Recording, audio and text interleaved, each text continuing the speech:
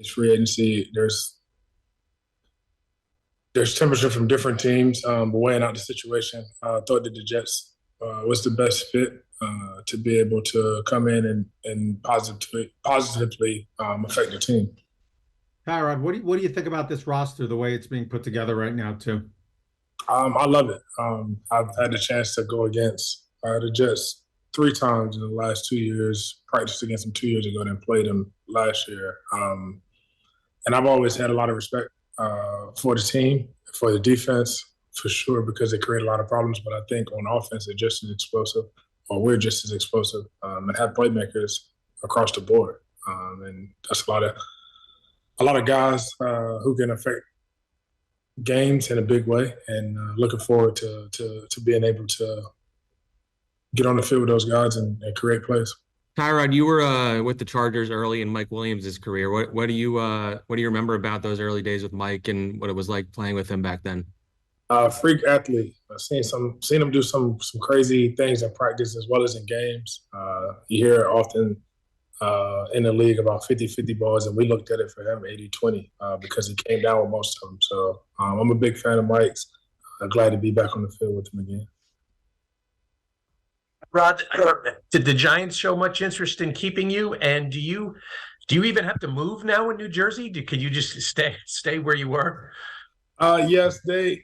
First off, I don't have to move. I can stay where I am. I wasn't too far from the facility, but I drove last Thursday to the facility. And it wasn't too bad of a drive. I'm an early riser, so the time that I'll be on the road in the morning, traffic won't affect me. But yes, the Giants did show interest in retaining me.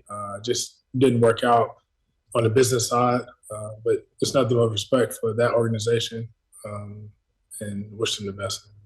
Tyrod, you mentioned obviously Mike Williams. What about Garrett Wilson? What do you see from him? What do you think of him as a player? A young talent that I've enjoyed watching last year. Excited to meet him. I haven't met him. Looking forward to being around him and pushing him and helping him be the best player that he could be. I think it takes a special person to be able to learn in this league without getting the reps. And I think last year some scenarios played out for some guys and some didn't. And it's just tough as a backup. Many factors go into it, but I've always approached my job and the way that I go about my way of work as if I'm the starter. And I think that keeps me in it mentally as well as physically. I still train each and every day as if I'm training to be able to go out and perform at a high level on Sunday. So there's a lot of factors that play into the success that you have when going in there and getting the calls, but you have to be ready for it. And I think that over my career, I've shown that when the opportunity presented itself that I've been able to go out and play at a high level.